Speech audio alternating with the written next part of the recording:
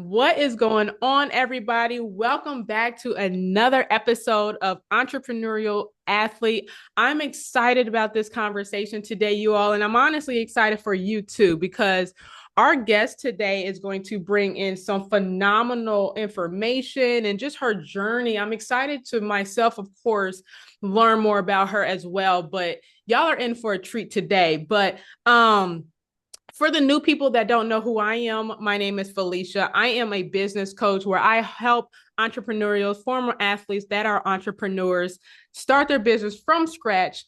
And I also help established business owner streamline their operations and create those automations for them. So that's exactly what I do.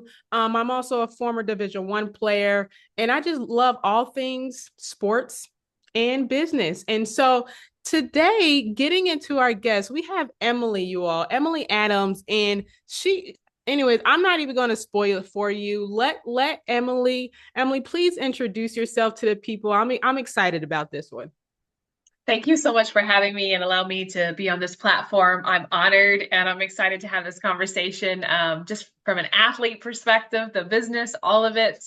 But yeah, quick introduction. So I was born and raised in the Amish culture and was never taught, as in the Amish culture, you don't really do athletic or sports stuff. That wasn't really an option, especially for the females in the culture.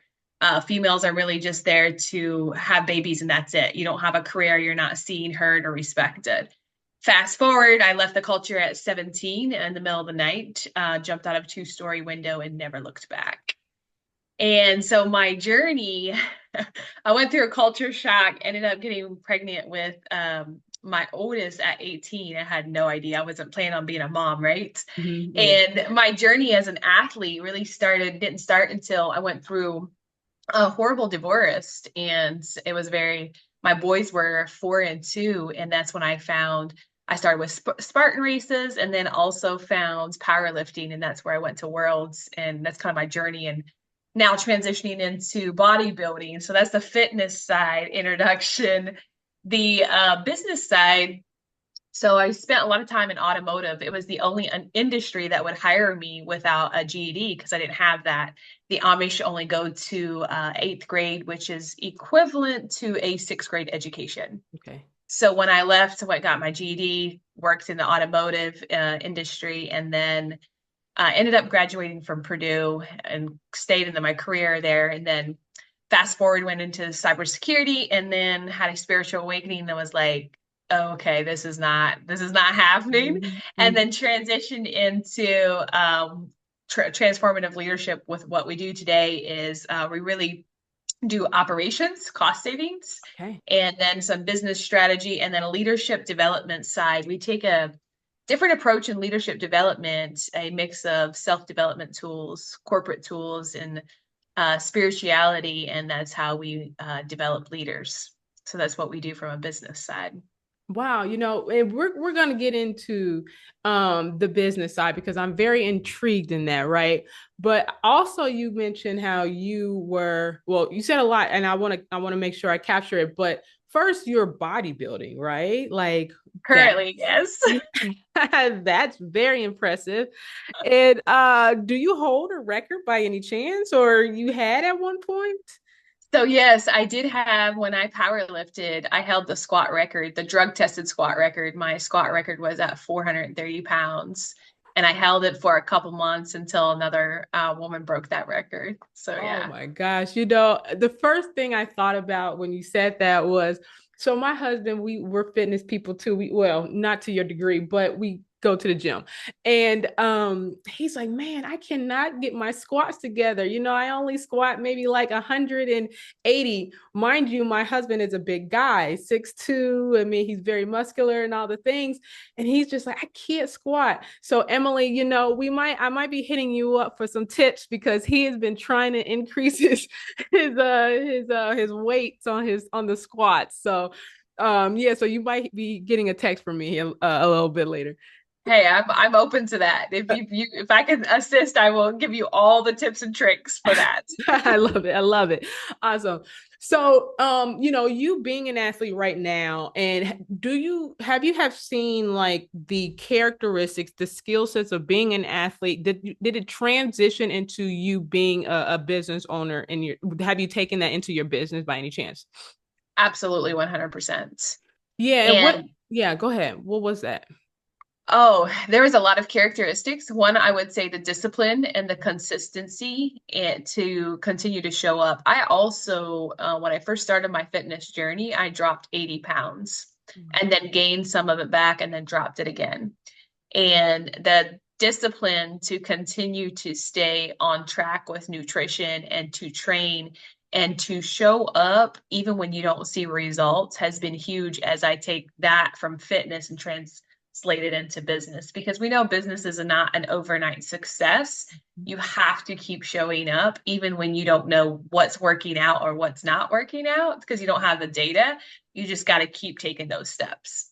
Yeah, that's a good point. I say this all the time where um as athletes, we have some of the foundational skills that are needed to be successful in business, right? Because no business is linear, right? And even as your business or as your journey with being an athlete, I mean, we've all had the bad games. We haven't lifted as much as we wanted to, and just we mentally might not be in it. Same thing goes into business where it's like you thought that you might get this sale, right? And it doesn't, it falls through the cracks. You might even lose a big contract, but how do you build yourself up, right? Those are all foundational skills. And so what do you say about like having like the thoughts of, okay, what do I do when things are not going well for me? Like how do you adjust in that? Like how do you recover when things are not necessarily going well for yourself in business? So in business, I always look at first, I look and understand where my emotions and my feelings are at. And then I look at data. And so sometimes our emotions and our feelings can be all over the place and it's not stable enough to actually see what is actually happening. Like what is the data or was it just a bad moment?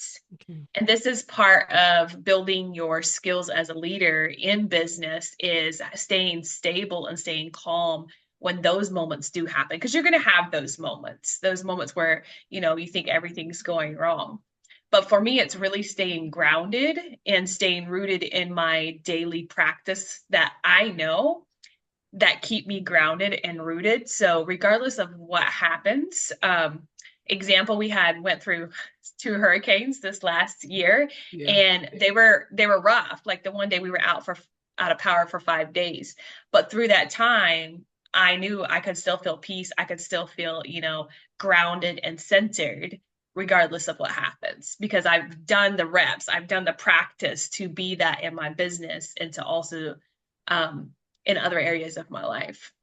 100% because doing the reps, right? You have to do the daily habits, right? You might not feel like doing it, but being disciplined and doing your daily habits will help you tremendously. And so how important again like that was crucial for you. So what are the things that like kind of like some of the things that help you with doing your daily habits? Like what does that look like for you? For me, I function very, very well being an early morning person. So Mhm. I am that 4 a.m. morning person. And I'm the type of person I'm very routine and structured because that helps me stay grounded and stay focused. And so my daily habits is usually I get up, I eat, I go work out, I come back. By the time, my boys are up. And then I also every morning, this is like non-negotiable. I do a visualization of how I want my day to be and also my top goals for the month and for the year. I just like sit and visualize and feel them, and then also have like prayer and meditation time. I'm huge on that. And then at noon, I always have a check-in point with myself at noon.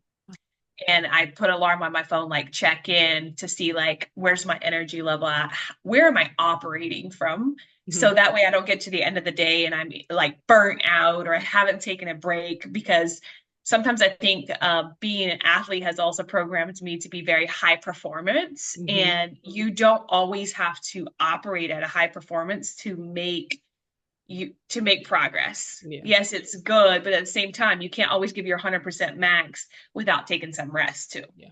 Yes, 100%. And so now I'm thinking, right, when someone that's a beginner, right, that's really just establishing themselves in business, do they have to wake up at 4 in the morning and establish those, those daily habits? What do you say to them, those people? So to those people, I would say, and I give you an example. My business partner, I have a business partner, and we're like night and day. Mhm. I'm the 4 a.m. person. She's like, roll out of bed. She might start work at 10 a.m., right? That works very well for her. And she functions great like that and is very productive. I do not function that way. So I do not believe that you have to get up at 4 a.m. I do believe that structure it will keep you stable and finding what works for you. So if it works for you to get up at 6 a.m. or to get up at 9 a.m., that's fine. Find the routine and the structure that's going to work to hold you grounded, stable, and to also get you to move forward. And sometimes in seasons, they can shift, right? So when my boys aren't in school, I may bump my wake up time to like 5 or 5:30 because Yeah. I don't have to be, back home at a certain time. Mhm. So the seasons can also shift. You don't have to get up at 4. I would say find what works for you. I'm very productive in the morning, so that's what I stick to. Yeah, 100. I do agree to that. I know I had to find my balance. Actually, it took me some time to get to this realization, but I think it happens naturally as you get older. But as athletes, right? Sometimes, at least for me, being a Division 1, former Division 1 athlete, I was very structured, right? So had 5 a.m. practices, go to class, come back to practice, and then tutoring sessions, and then the rest of the day goes on. And I didn't realize that I thrive in that structure, right? It was moments when, as in my adulthood, that I had, all this time. And I'm like, okay, that's great. Like, I'm not used to all this time of like, I have to actually put in the structure. It was like, okay, I can just do this whenever I want to. And I saw that I was not getting things done, or it was just not great. And then as I got older, I'm like, okay, I have to establish those types of structures in my life. And so that's when I started to see, like, okay, now I'm realizing that is very important. No matter what you could be a 5 morning person or a night owl, right? I'm actually naturally a night owl, and I'm more productive at night. I wish I wasn't like that, because now I have kids and now I have to be a morning person, so but yeah, I totally agree that structure is what's more important, and being and finding what works for you. So getting into like your business, right? What Explain to me more, what do you do in your business? I know you said you do leadership development, business development, but can you explain a little bit on that? Yeah, so we are not industry specific. We work with a variety of clients, anywhere from authors to coaches to some corporate to some medium-sized businesses. And we always go in and we meet them where they're at. So we will look at their operations side, like from a process standpoint, like what is inefficient, what needs to be improved. On the smaller business side, like the authors and coaches, usually that's more business strategy, pricing, mindset.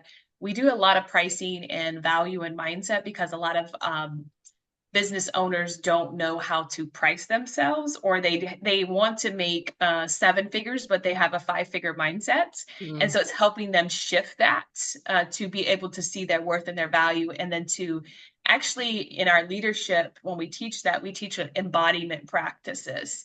So if you want to make 6 figures, how does the 6 figure version of you show up? Like, what's the difference? Because the only thing different between 5 figures and 6 figures is your identity. Yep. And so in our leadership side, we help you develop those characteristics so that way you can step into that identity. Because that is manifestation, right? So we come in and meet them on both sides. There's some clients that are like, oh, we're just here for the operations side. We don't want no support on leadership, and we're just kind of drop seeds, plant seeds along the way. And then we have others that are very interested in like, I do want to be a better leader. And we really meet them where they're at. It kind of depends on where they've been on their journey on self-development. Yeah. One of the tools I would say is probably a huge tool for us is human design.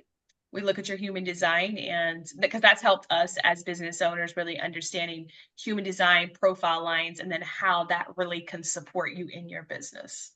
I've never human design. So like you're looking at like your life a little bit. Like, what do you mean?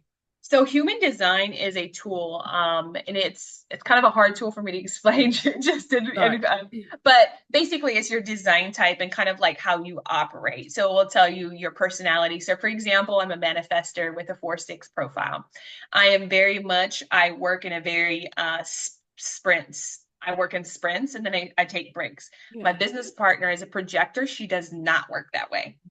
And so knowing that we know how to navigate each other, we know, and we know like, okay, I'm in a sprint now and now I need to rest. I used to just try to stay in a sprint and then I would burn out. So I was constantly being burnt out until I understood, oh, I get to learn myself, I get to listen and also disconnect from the hustle and the grind culture of, all these businesses, these business masterminds that are telling you to hustle, grind. You really don't need to do that. Right. Right. Because we don't subscribe to that. We subscribe to, you run your business at your pace. And Mhm. that's really when we go in to set up operations and a business strategy, that's what we look at. We ask you, how do you want to build your business? And then we will always ask, like, what's your human design? Because every design kind of likes to run their business a little bit differently. Yeah. And you talk a lot, you've been talking a lot about like knowing yourself, right? And leadership and all the things. And I'm wondering, like, did you know right away what you wanted to do in business, or was that a journey for you to get to where you are now? That was a journey and it will always be a journey. It's never a destination. And I say that because I used to, when I first dropped all my weight, I was a fitness coach and I did some, in-person training and then I did some online training. Then that transitioned into mindset, strictly mindset coaching. Mm-hmm. And then that transitioned into a mix of project management and something else. And then later I was like, oh, okay, we can take operations and leadership and make them all one. And at first we were like, we're just going to target, small business owners and, that's going to be our target. And they were like, actually, we prefer, to work with larger corporations because, we understand the corporate structure. We both have a corporate background. So it's never like, oh, this is exactly what I'm doing. Like, it's just going to continue to pivot and continue to evolve. That's part of the journey. I always say if you want to learn yourself quickly, either have children or start a business. I never heard the start a business. I mean, but that's true. I mean, I think um my journey it's been a really roller coaster, but it's been a beautiful journey because the things that I'm into now I would have never discovered them if I did not start, right? I think so many people, well, no, I'm not gonna say so many, I don't want to generalize, but we get sometimes caught up with, well, I don't know where to start, right? I don't know what to do. But the thing is, just do something. I started I started Amazon FBA. Like, I mean, that's where I started my entrepreneurial journey. Probably did that for about 4 months. But though that led to me, I kind of podcasted a little bit back then with my husband, then boyfriend. And I mean, it just started this beautiful journey of just what do I want to do, right, in business now? Because I thought I would be in corporate all my life. Like that's just how I grew up. You go to college. That's my mom's path. You go to college and you get a good job, right? And honestly, it was a good job in technology, and that's what I did. So, and that's what I knew. Nothing wrong with that.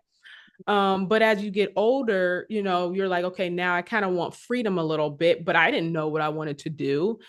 But the thing is, I started, right? And even though, I want to encourage people out there that, you might not be passionate in that one thing that you start out with, but trust me, it will lead into your passion and you will find your path. But just keep going, and keep discovering yourself, and just find out what you like. I think that's just also the big part of journey too. You just figuring out what you like to do, who do you like to work with, because that's important, right? Because you're not meant to work with everybody. But I think that is very true of just having kids or having a business. I'm you know what, I might be, if you don't mind, I might start saying that, because Go ahead. because I have learned a lot about myself just starting a business, right? Yeah. So wow, that's very true. um so how what are there anything, like, is there anything that you have like navigating change, right? That's the tough part of I think business, where we you get discouraged when things happen, right? Things aren't happening as fast as you would like. What are those, like, little bit of like mindset things that helped you stay the course and know that your dreams will come true? There's a lot that comes to my mind with that. And one of the things I would say, this is the test of time for you. This is your opportunity if you're in this phase, or, we kind of go in and out of these phases, right? We reach a level and then we're ready for the next level and we just like keep going in and out. And during those times, that's the opportunity to build the skill sets. And for me, it's been building a skill set of faith, like unbreakable faith, just like solid foundation of faith, and then checking myself, where am I operating from? Am I operating from a unlimited possibility, or am I operating from a very scarcity limited mindset?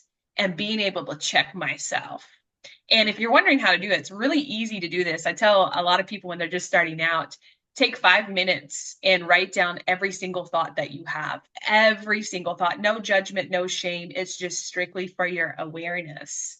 And what happens when you do this exercise, whether you do it once or 20 times, each time you will have an awareness of where you're operating from, what you're thinking. And then what you're not thinking, you're literally just a thought away from what you do want to think. And so during these times of change, a lot of times people will only focus on like the negative outcome instead of saying, if this change goes perfect, what would I love? Like, I would love for the change to go this way, and focusing on that instead of what I would not love.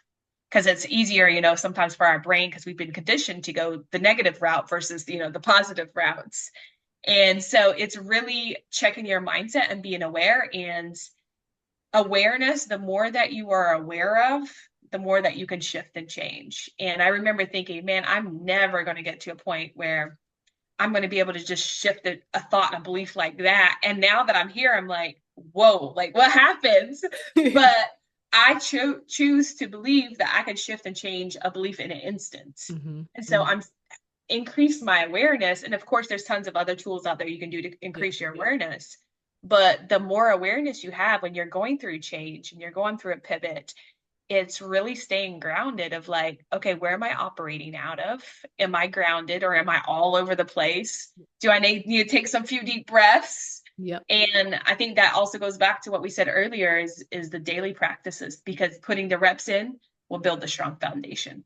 100%. This reminds me of the be do have principle, the paradigm shift, where we might think, hey, I want to have the big house, right? I want to have the finances or the freedom of being with my children.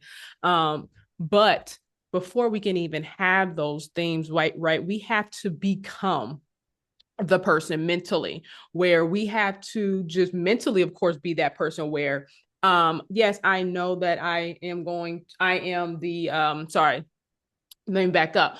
you have to do the actions of those people that accomplish those the freedom and the finances that you want, right? So that is the daily practice that you are talking about. So you have to do those daily actions before we can have those things, right? So it's literally like a tier type of thing where first it starts in the mental, then you actually have to do the actions, right? And then that is when you actually have the materialistic or whatever goal that you are trying to reach. That's when you then accomplish that.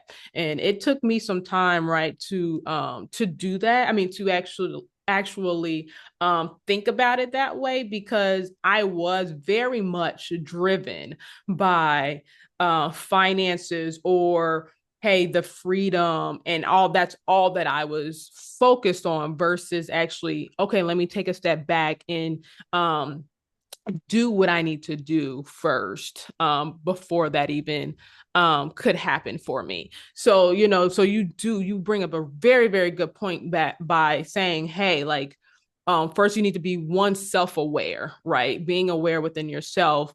And then let's look at your habits. What does that look like? Because we need to start there before we can do anything else, right? Um, Excuse me. So, when it comes to business, right? You said you work with mainly corporations, right? Is that We have correct? a variety. Yeah, we Oh, work with a variety right now. okay. Yeah. Okay. And so, when if someone comes, does people usually come to you saying like, hey, they have like they want to go from six figures to, let's just say, seven figures, and you pretty much help them accomplish just that, right? Like getting seven Correct. figures. Awesome. And so like when you say like streamline operations, like do you actually look at like the back end, or are you looking at like what, like their day-to-day things? So we look at everything. We look at from their day-to-day things, and then we also look at their back end. So like most coaches, consultants, authors, depending on where they're at, where they're trying to grow, it's like helping them with a CRM, put automations in place, making sure everything's set up, all the branding is done. So everything's just kind of a click and go. And then also making sure they understand how to work that, Yes. because it's Yes. good and great if you have this system and you don't know how to work it. But also making, just making sure it's easier. So if you choose to want to work for 4 hours a day, or you want to hire a VA to run the back end of your business, it's set up and it's there. And then there's also those that are not ready for a system like that. If you're just starting out, we'll set up the routines that you need and then some systems, but not no huge expensive systems that you don't really need to be paid for until you hit a certain dollar amount. Do is it very is how important is it for when like people are just starting out? Do you think that's necessary for them to have like certain systems in place, or do you believe that well, let's start there. Do you think that they should have systems in place? Yes, they should have certain systems in place. And the reason why, it will help you stay organized. And maybe that system, for example, if you're a coach, that system could look like a Calendly link. So everything is scheduled, everything's integrated. If you can afford the $200 a month for a good, like we use a white label version of Go High Level, everything's integrated in there for us. I Mhm. mean, social media, like your Stripe, your emails, you can even build your websites out of there, your funnels, your landing page, all that. Yes. Now, do you need that starting out? No, but if you can have the $200 to set it up and start it out right then and there and get started, why wouldn't you? Because your life is going to be a little bit easier. Yep. I totally agree. I used to say, which I still, you might disagree with me. I'm curious to know what you think on this, but I do believe that when you start out, you like a website, right? That's not necessarily needed. Exactly. But however, a booking a scheduler, right? It could be Yeah. Calendly, it can be whatever you want to use. That's important, right? It could be like having some type of a system for honestly just some type of a system understanding like your sales flow a little bit. Like it could be as simple as having a conversation with a client on the call. Well, then how are you going to take the payment? Right. Yeah. So I do agree with you. You don't need a website right off the bat, or if you do get a website, build it yourself, like 1 or 2 pages or whatever. Like, don't spend a lot of money right off the bat on a website, but instead, like you said, the client flow. Client comes in, what's the onboarding process? Then what's the services you're giving them, how you're going to give them that, and then what's the offboarding process? And most people will miss the offboarding process every single time. And that's really important because you then don't collect your testimonials, you don't collect feedback, you don't really know exactly what the results were. You might have a good idea, but you're not getting the words from your client back to you if you don't have an offboarding process. 100%, because that testimonial will get you 10 times more clients, but you need that, right? Especially nowadays with us being digital, right? You have to have that type of social proof online, for new people, like people that don't know you at all, right? That they see you online and they're like, but you don't have any social proof, right? Why would I want to do business with you? Not saying you can't get those clients at all, but I'm saying it just makes it harder to get them. So having, like you said, that testimonial, or that those testimonials, and that kind of like doing that offboarding is very, very, very crucial. And I even recommend, and I also say though, too, if you even help your client with like one small thing, capture it right away. Like if they're still doing business with you for months or more time, that's great, but still capture that one win in a written or verbal verbal concept, excuse me, so that you can use that as well. So but yeah, that's very, very crucial. So okay, that's nice, because I actually I'm also into doing go high level as well. And I have such a funny story with that, because as I kind of mentioned, I was doing Amazon FBA, and then I kind of did some network marketing, and then the network marketing led me into my true purpose of coaching.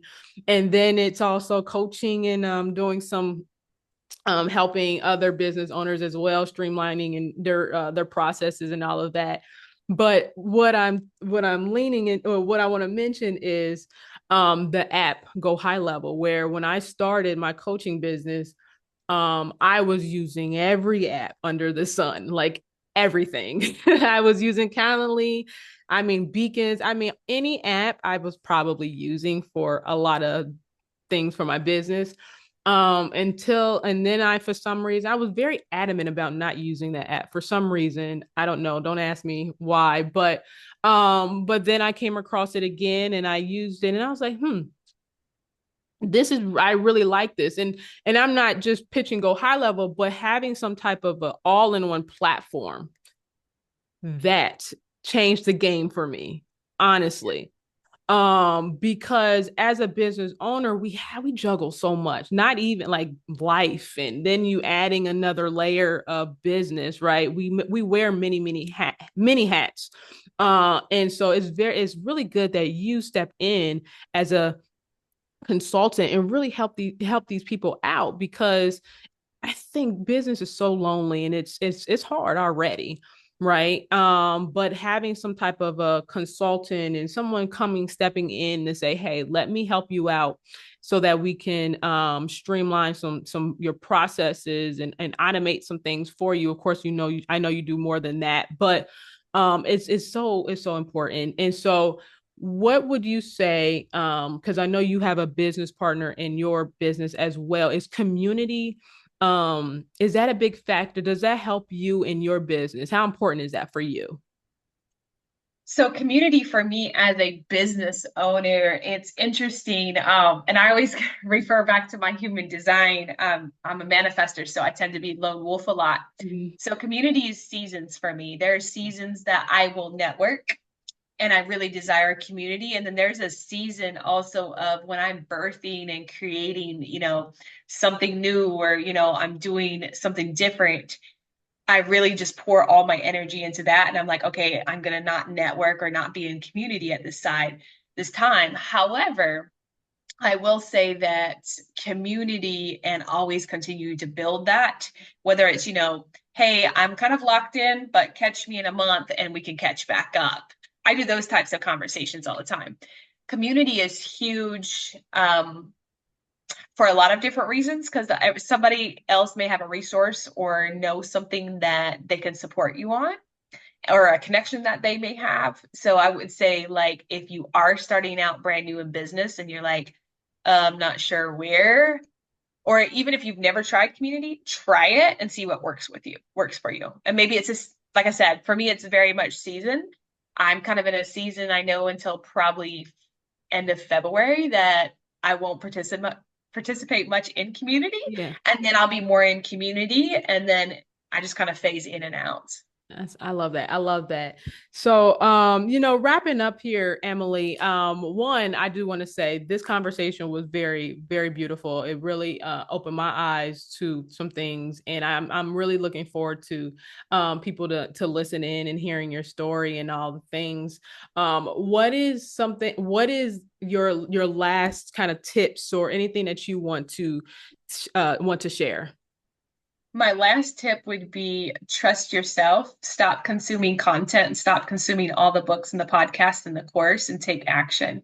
You already have the knowledge, you already know how to do it. Get out of your own way, deeply trust yourself because if you are not called to start this business, it wouldn't be on your heart. Beautiful, beautiful. I love that. So where can people find you, Emily? On all my platforms, I'm under Emily Adams. I probably am on Threads the most, or YouTube or LinkedIn. Those are kind of my top three platforms. However, if you want to DM me or have conversations on my Instagram, it's also under Emily Adams. Awesome. Okay, and I will share all of that information. I'll put in the description.